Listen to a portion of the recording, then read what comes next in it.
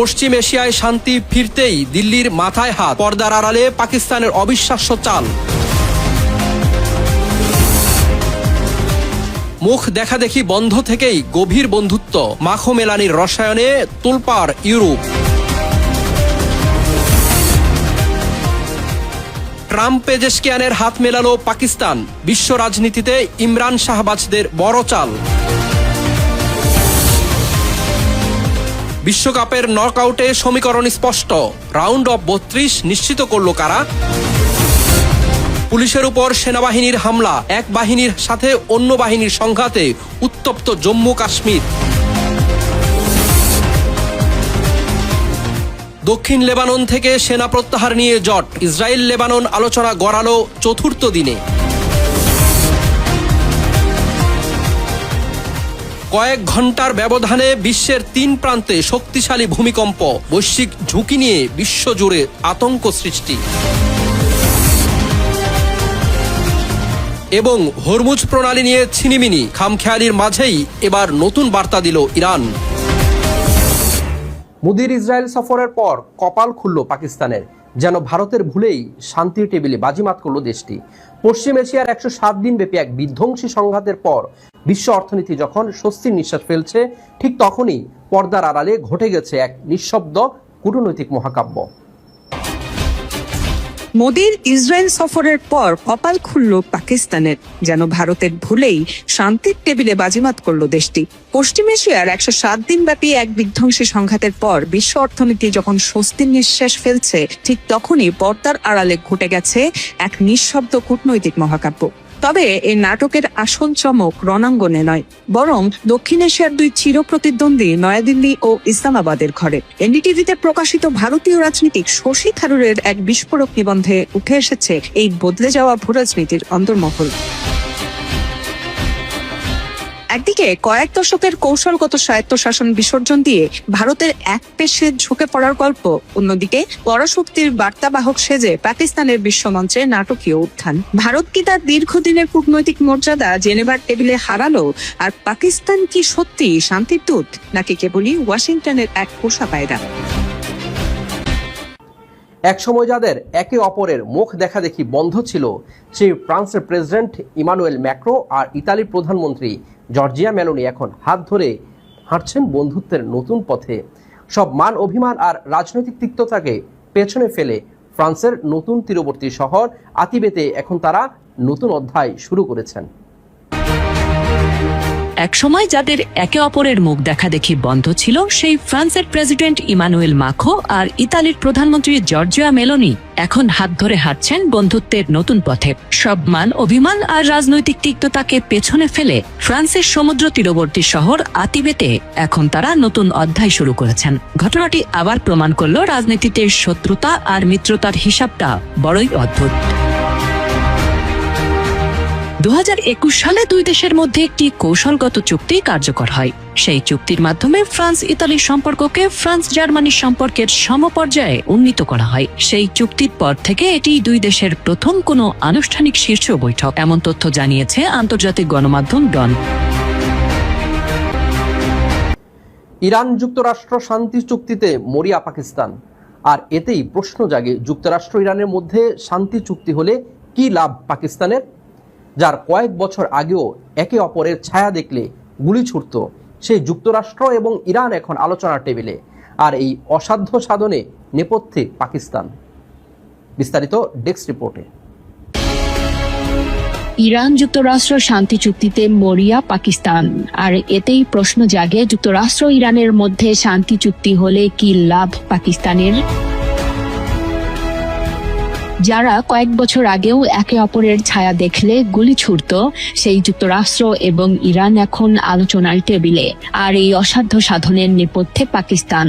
সুইজারল্যান্ডের একটি গুরুত্বপূর্ণ সম্মেলনে মার্কিন ভাইস প্রেসিডেন্ট জেডি ভান্স যখন পাকিস্তানের সেনাপ্রধান ফিল্ড মার্শাল আসিম মুনিরের প্রশংসা করে বলেন, আমার জীবনে 2 জন খুব প্রিয় মানুষ, একজন আমার স্ত্রী, অন্যজন জেনারেল মুনির, তখন পুরো বিশ্ব অবাক হয়েছে। কিন্তু এই প্রশংসার আড়ালে লুকিয়ে আছে এক বড় রাজনৈতিক ও অর্থনৈতিক সমীকরণ। এমনটাই উঠে এসেছে আন্তর্জাতিক গণমাধ্যম আল জাজিরার প্রতিবেদনে। আন্তর্জাতিক গণমাধ্যমের তথ্য অনুযায়ী 2026 ফিফা বিশ্বকাপের গ্রুপ পর্বের রোমাঞ্চকর লড়াই শেষে রাউন্ড অফ 32-এর সমীকরণ অনেকটাই স্পষ্ট হয়ে উঠেছে। টুর্নামেন্টের নতুন নিয়ম অনুযায়ী 48টি দলের মধ্যে 12টি গ্রুপ চ্যাম্পিয়ন, রানার্স আপ এবং সেরা 8টি তৃতীয় স্থানধারী দল নিয়ে সাজানো হচ্ছে নকআউট পর্বের এই ঐতিহাসিক মঞ্চ। বিস্তারিত ডেস্ক রিপোর্টে। আন্তর্জাতিক গণমাধ্যমের তথ্য অনুযায়ী 2026 ফিফা বিশ্বকাপের গ্রুপ পর্বের রোমাঞ্চকর লড়াই শেষে রাউন্ড অফ 32-এর সমীকরণ অনেকটা স্পষ্ট হয়ে উঠেছে। টুর্নামেন্টের নতুন নিয়ম অনুযায়ী 48টি দলের মধ্যে 12টি গ্রুপের চ্যাম্পিয়ন, রানার্স আপ এবং সেরা 8টি তৃতীয় স্থানধারী দল নিয়ে সাজানো হচ্ছে নকআউট পর্বের এই ঐতিহাসিক মঞ্চ। শেষ খবর পাওয়া পর্যন্ত বিশ্বমঞ্চের 19টি পরাশক্তি দল ইতোমধ্যেই তাদের পরবর্তী রাউন্ডের টিকিট নিশ্চিত করে ফেলেছে। এবারের আসরে গ্রুপ পর্বে নিজেদের টানা আধিপত্য বজায় রেখে নকআউট নিশ্চিত করেছে হট ফেভারিট আর্জেন্টিনা ও 5 বারের বিশ্ব চ্যাম্পিয়ন ব্রাজিল। ক্রীড়া প্রতিবেদন অনুযায়ী স্কটল্যান্ডকে 3-0 গোলে উড়িয়ে দিয়ে টানা 12টি বিশ্বকাপে গ্রুপ সেরা হওয়ার অনন্য রেকর্ড গড়েছে সেলেসাওরা।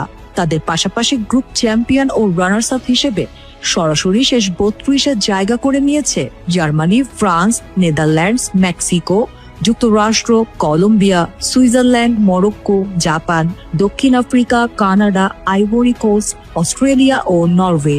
অন্যদিকে সমীকরণ আর ভাগ্যের জোরে সেরা তৃতীয় স্থানধারী দল হিসেবে নকআউটের টিকিট কেটেছে ইকুয়েডর, সুইডেন এবং বসনিয়া ও হার্জেগোভিনা। এদিকে গ্রুপ পর্ব থেকে বিদায় নিয়েছে তুরস্ক, তিউনিসিয়া, হাইতি, পানামা, চেক প্রজাতন্ত্র, কাতার, কুরাসাও এবং জর্ডান। বাকি থাকা 13টি পদের জন্য এখনো গ্রুপ পর্বের শেষ ম্যাচগুলোতে দলগুলোর মধ্যে হাড্ডাহাড্ডি লড়াই চলছে। বিশ্ব ফুটবলের শ্রেষ্ঠত্বের এই আসরে আগামী 28 জুন থেকে শুরু হতে যাচ্ছে নকআউট পর্বের আসল উত্তেজনা, যেখানে একটি মাত্র ভুল দলগুলোকে টুর্নামেন্ট থেকে ছিটকে দেবে। তাই প্রতিটি ম্যাচই এখন ফুটবল প্রেমীদের জন্য রূপ নেবে ফাইনালের উত্তেজনায়। ভারতের জম্মু কাশ্মীরের সেনাবাহিনী এবং পুলিশের মধ্যে চরম উত্তেজনা বিরাজ করছে। পুলিশের উপর রীতিমতো হামলা, এমনকি থানা পর্যন্ত ভাঙচুর চালিয়েছে ভারতের সেনাবাহিনী। এক বাহিনী আরেক বাহিনীর উপর এমন আক্রমণাত্মক হামলা চালিয়েছে, রীতিমতো অস্থির হয়ে উঠেছে গোটা জম্মু কাশ্মীর। ভারতের জম্মু কাশ্মীরের সেনাবাহিনী এবং পুলিশের মধ্যে চরম উত্তেজনা বিরাজ করছে। পুলিশের উপর রীতিমতো হামলা, এমনকি থানা পর্যন্ত ভাঙচুর চালিয়েছে ভারতের সেনাবাহিনী। এক বাহিনী আরেক বাহিনীর উপর এমন আক্রমণ নিয়ে রীতিমতো অস্থির গোটা জম্মু কাশ্মীর। ভারতীয় গণমাধ্যম জানায়, কিশতওয়াড়ের সরকারি আঞ্চলিক পরিবহন কর্মকর্তা সেনাবাহিনীর একটি যানবাহন জব্দ করে। সেই রাগ ক্ষোভ থেকে সেনাবাহিনীদের নিয়ে থানায় হামলা চালানো হয়। হামলার অভিযোগ থেকে জানা যায়, থানার মূল গেট লাগানো থাকায় সেনাবাহিনীর সদস্যরা লাঠি, লোহার রড এবং সরকারি অস্ত্রে সজ্জিত হয়ে সীমানা প্রাচীর টপকে জোর করে ভেতরে ঢোকে। এরপর পুলিশকে লক্ষ্য করে মারপিট করা হয়। এতে বেশ কয়েকজন পুলিশ সদস্য আহত হয়েছেন, এমনকি ভাঙচুর পর্যন্ত করা হয়েছে। এই ঘটনায় কর্নেল, মেজর সহ অন্তত 40 জনের নামে মামলা করা হয়েছে। পুলিশ বলছে, পরিকল্পিতভাবে তাদের উপর এই হামলা চালানো হয়েছে। এই ঘটনায় হতবাক সেনা সদস্য। তারা বলছে, দোষীদের চিহ্নিত করে তাদের বিভাগীয় শাস্তি নিশ্চিত করা হবে। দক্ষিণ লেবানন থেকে ইসরায়েলি সেনা আংশিক প্রত্যাহারের বিষয়ে এখনো কোনো সমঝোতা হয়নি। ফলে আমেরিকা মধ্যস্থতায় চলা ইসরায়েল লেবানন আলোচনার সময় আরও একদিন বাড়িয়ে চতুর্থ দিন গড়িয়েছে। টাইমস অফ ইসরায়েল জানায়, শুক্রবার ওয়াশিংটনে আবারও বৈঠকে বসবে দুই পক্ষ। বিস্তারিত ডেস্ক রিপোর্টে। দক্ষিণ লেবানন থেকে ইসরায়েলি সেনা আংশিক প্রত্যাহারের বিষয়ে এখনো কোনো সমঝোতা হয়নি। ফলে আমেরিকার মধ্যস্থতায় চলা ইসরায়েল লেবানন আলোচনার সময় আরও একদিন বাড়িয়ে চতুর্থ দিনে গড়িয়েছে। টাইমস অব ইসরায়েল জানায়, শুক্রবার ওয়াশিংটনে আবারও বৈঠকে বসবে দুই পক্ষ। আলোচনার সঙ্গে সংশ্লিষ্ট একটি সূত্র জানিয়েছে, বৈঠকের প্রথম 2 দিন আলোচনা কঠিন হলেও বৃহস্পতিবার কিছুটা অগ্রগতি হয়েছে। ইসরায়েলের দূতাবাসের এক মুখপাত্র জানান, বৃহস্পতিবার পঞ্চম দফার তৃতীয় দিনের আলোচনা শেষ হলেও কোনো চুক্তি হয়নি। তবে উভয় পক্ষ শুক্রবার আলোচনা চালিয়ে যেতে রাজি হয়েছে। যদিও পঞ্চম দফার বৈঠকে একটি কাঠামোগত চুক্তি স্বাক্ষরিত হবে এমন প্রত্যাশা ছিল আমেরিকার।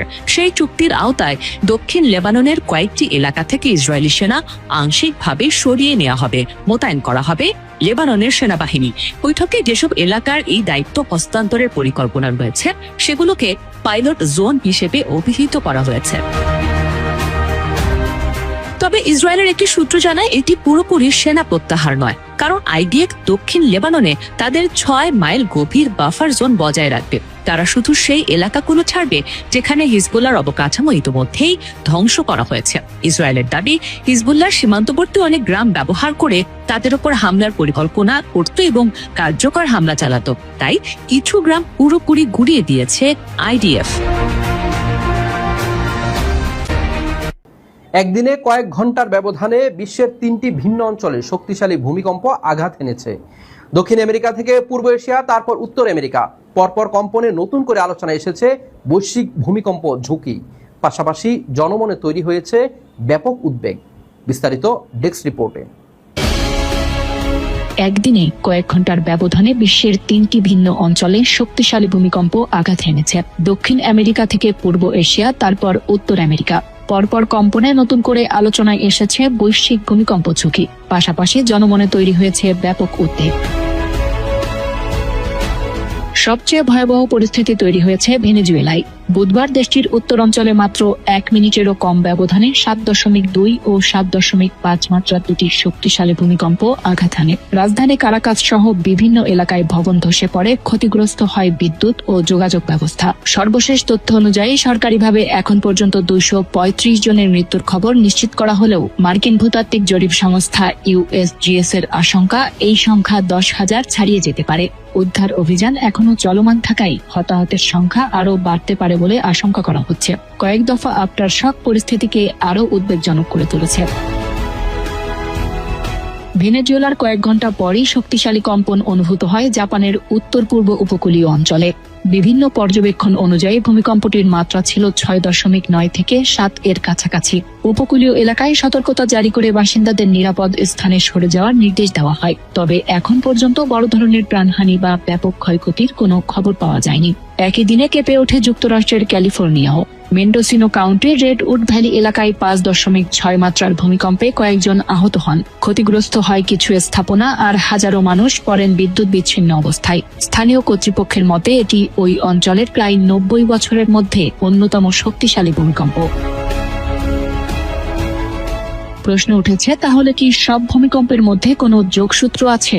বিশেষজ্ঞরা বলছেন, ভেনেজুয়েলা, জাপান ও ক্যালিফোর্নিয়া 3টি সক্রিয় টেকটনিক অঞ্চলে অবস্থিত। তাই স্বল্প সময়ের ব্যবধানে শক্তিশালী ভূমিকম্প ঘটলেও তাদের মধ্যে সরাসরি কারণগত সম্পর্কের কোনো প্রমাণ নেই। তবে আফটার শকের ঝুঁকি থাকায় সংশ্লিষ্ট এলাকাগুলোতে সর্বোচ্চ সতর্কতা বজায় রাখার পরামর্শ দেওয়া হয়েছে। হরমুজ প্রণালী নিয়ে ইরান বিশ্বকে যেন বাদর নাচ নাচাচ্ছে। কখনো খোলার ঘোষণা দিচ্ছে, কখনো নৌ চলাচল সীমিত করছে, আবার কখনো পুরোপুরি বন্ধ করে দিচ্ছে। তবে এবার কৌশলগত গুরুত্বপূর্ণ এই জলপথ নিয়ে নতুন করে কঠোর অবস্থানে বার্তা দিয়েছে তেহরান। বিস্তারিত ডেস্ক রিপোর্টে। হরমুজ প্রণালী নিয়ে ইরান বিশ্বকে যেন বাদর নাচ নাচাচ্ছে। কখনো খোলার ঘোষণা দিচ্ছে, কখনো নৌ চলাচল সীমিত করছে, আবার কখনো পুরোপুরি বন্ধ করে দিচ্ছে। তবে এবার কৌশলগত গুরুত্বপূর্ণ এই জলপথ নিয়ে নতুন করে কঠোর অবস্থানের বার্তা দিয়েছে Tehran. Islamic Revolutionary Guard Corps বা IRGCর নৌবাহিনী জানিয়েছে, কৌশলগত এই জলপথে চলাচলকারী সব জাহাজকে ইরান নির্ধারিত আনুষ্ঠানিক রুটি ব্যবহার করতে হবে। অন্য কোনো বিকল্প পথ ব্যবহারকে অগ্রহণযোগ্য ও বিপজ্জনক বলে সতর্ক করেছে বাহিনীটি। CNBC এর প্রতিবেদনে বলা হয়, বৃহস্পতিবার প্রকাশিত এক বিবৃতিতে IRGC জানিয়েছে, নির্ধারিত রুটের বাইরে কোনো জাহাজ চলাচল অনুমোদিত নয়। একই সঙ্গে তারা হুঁশিয়ারি দিয়েছে, নিয়ম না মানলে নিরাপত্তা ঝুঁকি তৈরি হতে পারে। এর আগে ইরানের পার্লামেন্ট স্পিকার মোহাম্মদ বাগির গালিবাফ ঘোষণা করেন, যুদ্ধপূর্ব অবস্থায় হরমুজ প্রণালীর প্রশাসনিক ব্যবস্থা আর ফিরে যাবে না। যুক্তরাষ্ট্র ও ইসরায়েলের সঙ্গে সামরিক উত্তেজনার পর থেকে জলপথটির নিয়ন্ত্রণ আরও জোরদার করেছে তেহরান। যদিও সাম্প্রতিক সমঝোতা অনুযায়ী 60 দিনের জন্য বাণিজ্যিক জাহাজের কাছ থেকে কোনো ফি নেওয়া হবে না, তবুও সব জাহাজকে ইরানি কর্তৃপক্ষের নির্ধারিত সমন্বয় প্রক্রিয়া মেনে চলতে হবে। বিশ্লেষকদের মতে হরমুজ প্রণালীতে এখন আরও সক্রিয় নিরাপত্তা ও প্রশাসনিক ভূমিকা নিতে যাচ্ছে ইরান। কুড়িগ্রামের রাজারহাটে টোকাই সেজে চুরি করতে গিয়ে জনতার হাতে ধরা পড়েছে এক চোর। গতকাল দুপুরে নাজিম খান ইউনিয়নের বাছরা রায়পাড়া গ্রামে এই ঘটনা ঘটে। জানা যায়, কাগজ ও পলিথিন কুড়ানোর ছলে 2-3 জনের একটি দল সুযোগ বুঝে একটি বাড়িতে ঢুকে চুরির চেষ্টা করে। বাড়ির মালিক টের পেয়ে চিৎকার করে সঙ্গীরা পালিয়ে যায়। একজন ধরা পড়ে। পরে ক্ষুব্ধ এলাকাবাসী তাকে গণধোলাই দিয়ে পুলিশের হাতে তুলে দেয়। স্থানীয়দের আশঙ্কা, এই চক্রটি খাবারে ঘুমের ওষুধ মিশিয়ে বড় ধরনের অপরাধ বা খুনের মতো ঘটনাও ঘটাতে পারত।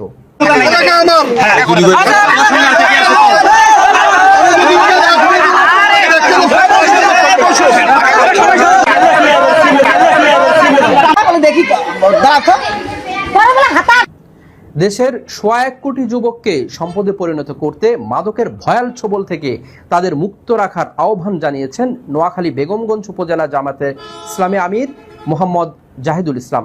শুক্রবার বিকেলে আন্তর্জাতিক মাদক বিরোধী দিবস উপলক্ষে বাংলাবাজার এলাকায় উপজেলা যুব বিভাগের উদ্যোগে আয়োজিত এক র্যালি ও সমাবেশের প্রধান অতিথির বক্তব্যে তিনি একথা বলেন।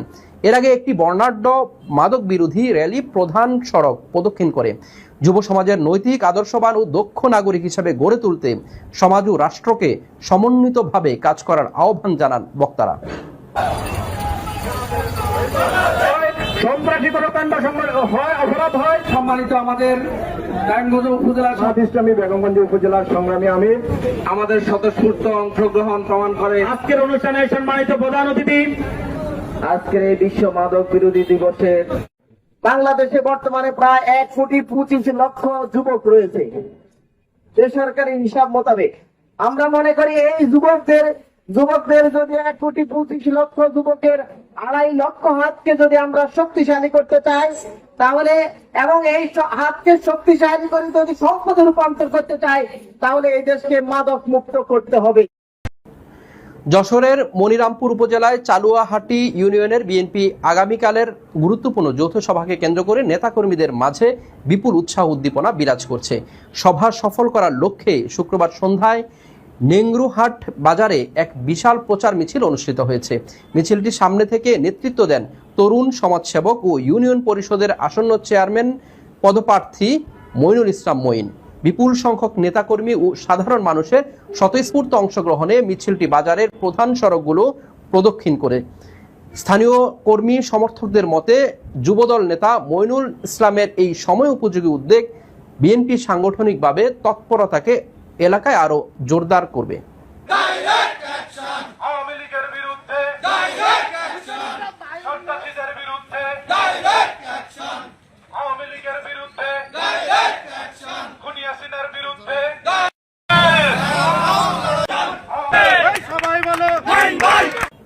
রাজধানীর ভাটারা থানার 39 নম্বর ওয়ার্ডের নূরের চালা উচ্চ বিদ্যালয়ে একটি ফ্রি মেডিকেল ক্যাম্প অনুষ্ঠিত হয়েছে। গতকাল 26শে জুন নগর উন্নয়ন ফোরামের উদ্যোগে এবং সংগঠনটির চেয়ারম্যান ও বাংলাদেশ জামায়াতে ইসলামী ঢাকা মহানগরীর উত্তরের আমির মোহাম্মদ সেলিম উদ্দিনের সৌজন্যে এই ক্যাম্পের আয়োজন করা হয়। অনুষ্ঠানে প্রধান অতিথি হিসেবে উপস্থিত ছিলেন জামায়াত নেতা মোহাম্মদ সেলিম উদ্দিন। এছাড়াও বিশেষ অতিথি হিসেবে বাড্ডা, রামপুরা ও ভাটারা থানা বিভিন্ন পর্যায়ের নেতৃবৃন্দ এবং স্থানীয় ওয়ার্ড কাউন্সিলর প্রার্থীরা উপস্থিত ছিলেন। দিনব্যাপী এই ক্যাম্পে স্থানীয় বিপুল সংখ্যক সাধারণ মানুষের বিনামূল্যে চিকিৎসা সেবা ও প্রয়োজনীয় ওষুধ প্রদান করা হয়।